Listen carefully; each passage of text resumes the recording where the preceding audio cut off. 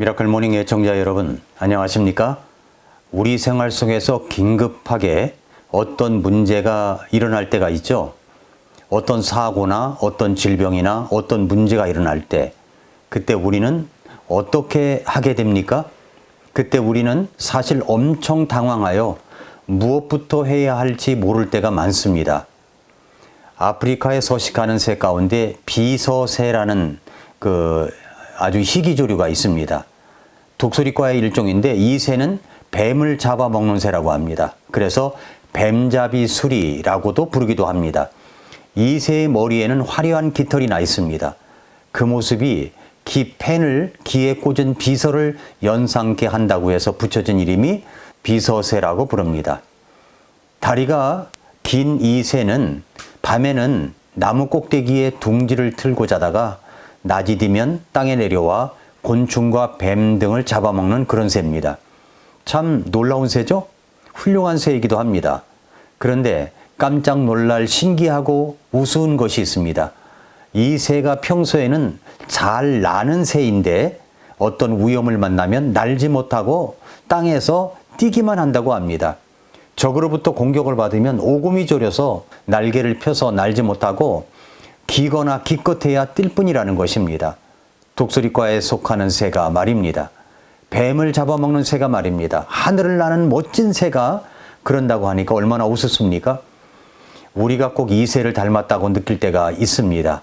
갑작스럽게 어떤 공격적인 일들이 생길 때, 생각지도 못했던 질병이 생겼을 때, 진로가 가로막혀 막막할 때, 사업이 잘 나가지를 못하고 막다른 골목을 만났을 때, 신앙의 침체기가 찾아왔을 때 정말 어쩔 줄 몰라 합니다.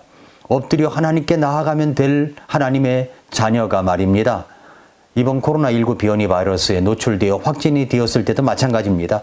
비서새처럼 당황하여 아무것도 하지 못하고 그냥 날면 되는데 뒤뚱뒤뚱 뛰기만 하는 모습이 우습기만 할 때가 있습니다. 그래도 성경 일독클럽에 있는 우리 교회 성도님들은 참 멋진 분들이라고 생각합니다. 어려운 상황 속에서도 성경 읽기를 꾸준히 하고 있으니 말입니다. 오늘 본문에는 예수님께서 배를 타고 또 다른 곳으로 가시게 된 장면이 나옵니다. 많은 사람들이 예수님께 붙어서 함께 움직이고 있었습니다. 예수님이 계신 곳 바닷가에는 수많은 사람들이 모여 있었습니다. 그런데 그때 야이로라는 회당장의 딸이 갑자기 죽어가는 안타까운 일이 생겼습니다. 이 아버지는 딸이 죽어가는 문제를 안고 있습니다. 문제의 시작은 그렇게 시작되었습니다. 그런데 결과는 어떻게 되었습니까? 5장 41절을 보면은 제가 참 좋아하는 단어가 나오는데 소녀의 손을 잡고 그녀에게 이르시되 달리다굼 하시니 이것을 번역하면 소녀야 내가 네게 이르노니 일어나라는 뜻이라. 즉시 소녀가 일어나서 걸으니 이는 그녀가 12살이었기 때문이더라. 그들이 크게 놀라고 놀랬다. 제가 좋아하는 단어는 이것입니다. 달리다 쿰 일어나라. 결국 이 소녀는 죽었다가 살아났습니다. 12살 된 딸을 잃었다가 다시 살아나는 놀라운 기적이 일어난 것입니다. 어떻게 이런 기적이 일어난 것입니까? 첫째로 오늘 첫 번째만 보려고 하는데 첫째로 문제를 가지고 예수님께 나와야 합니다. 본문에는 야이로라는 사람이 나옵니다. 이분은 회당의 치리자였습니다. 회당장이라는 말입니다. 이스라엘 백성들이 포로 기간 중에 흩어져 있을 때 성전이 없는 곳에서 성전을 대신하여 하나님께 예배드리고 신앙교육을 받기 위하여 모이던 곳이 바로 회당이었습니다. 디아스포라 유대인들이 세계 곳곳에서 흩어져 있으면서 그들은 하나님을 향한 믿음을 계속 유지하기 위하여 교육을 받았던 장소가 바로 회당입니다. 하나님을 예배하고 하나님을 향한 신앙심을 북돋우는 것이 회당에서 해야 할 가장 중요한 역할이지만 이 회당은 사회생활과 교육도 같이 이루어지는 곳이었습니다. 나라를 빼앗기고 사방으로 흩어진 이스라엘 민족에게 민족 교육을 시켰던 장소로 사용되었던 곳입니다. 이스라엘 백성들은 포로 생활이 끝난 후에도 회당은 여전히 교육을 담당하는 곳으로 남아 있었습니다. 회당은 정치와 문화의 중심 역할을 하기도 했습니다. 그러니까 회당에는 8명의 장로가 지도부가 있었는데 그 장로들을 대표하는 사람이 회당 치리자, 그러니까 회당장이었습니다. 유대교에 철저히 헌신한 사람이 아니고는 절대로 회당장이 될 수가 없었습니다. 그런데 회당장인 야이로에게 가정사 엄청난 큰 문제가 찾아왔습니다. 그것은 야이로에게는 12살 된 외동딸이 있었는데 그 외동딸이 아프기 시작하더니 생사를 넘나드는 큰 병이 찾아왔던 것입니다. 어떤 병인지는 모르겠습니다. 다만 확실한 것은 그 딸이 점점 죽어가고 있다는 것만큼은 확실합니다. 오늘 본문의 마가복음 5장 22절부와 23절을 보니까 보라, 회당의 치리자들 중에 하나인 야이로라는 사람이 와서 그분을 보고 그분의 발 앞에 엎드려 그분께 크게 간청하여 이르되 내 어린 딸이 죽게 되어 누워 있사오니 원하건대 오셔서 내 딸에게 안수하사 그녀가 낫게 하소서. 그러면 내 딸이 살겠나이다. 이렇게 이야기를 합니다. 회당장이 예수님께 찾아와서 엎드립니다. 간청합니다. 간절히 호소합니다. 이 당시의 사회적 분위기나 역사를 살펴볼 때 회당장이 예수님께 찾아온다는 것은 거의 불가능한 일이었습니다. 그때는 예수님께서 사역을 시작하신 지 얼마 되지 않았을 때입니다. 그러나 곳곳에서 가난한 자들, 병든 자들을 고치시는 예수님의 사역은 사람들이 많이 듣고 보았던 터입니다. 예수님은 정통 랍비 출신도 아니었습니다. 사회적으로 저명한 사람도 아니었습니다. 그런 상황에서 회당장이 예수님께 찾아와 엎드렸다는 것은 보통 일이 아닌 것이었습니다.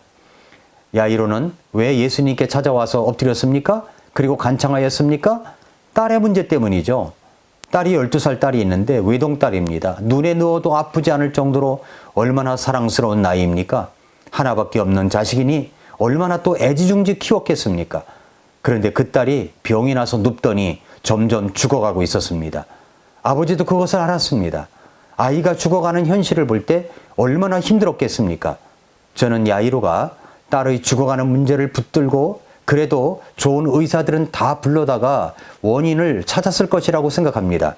결론은 원인도 모르고 죽어간다는 사실이었습니다. 그는 그래서 생각해낸 것이 하나 있었습니다. 그것은 바로 예수님께 찾아가면 나올 수 있다는 확신이 들었던 거죠. 그래서 예수님께 달려갑니다. 그리고 예수님 앞에 엎드립니다. 오늘 말씀 23절을 한번 보시기 바랍니다. 그분께 크게 간청하여 이르되 내 어린 딸이 죽게 되어 누워 있사오니 원하건대 오셔서 내 딸에게 안수하사 그녀가 낫게 하소서. 그러면 내 딸이 살겠나이다. 내 딸이 살겠나이다. 얼마나 절박한 상황이면 예수님께 달려와서 간청을 했겠습니까? 주변 사람들이 어떻게 저럴 수가 있느냐고 비웃을 수도 있었을 수도 있습니다. 주변 사람들이 어떻게 생각하고 말하느냐에 신경 쓸 여유가 그에게는 없었습니다. 그는 오로지 딸을 살려야겠다는 생각뿐이었습니다. 그래서 그는 예수님께 그 문제를 가지고 온 것입니다. 야이로는 절박하게 주님께 매달렸습니다. 그는 자존심도 체면도 안중에 없었습니다. 딸을 살리기 위해서 예수님께 모든 걸 맡겼습니다. 야이로는 딸로 인하여 찾아온 아픔 때문에 예수님을 찾게 된 것입니다. 그 문제를 가지고 예수님께 나아온 것입니다. 예수님께 나오는 사람들을 보면은 문제 하나 이상씩은 다 가지고 있는 그런 사연들이 다 있는 것을 봅니다. 여러분은 예수님께 왜 오셨습니까? 이 물음에는 갖가지 사연들이 다 있습니다.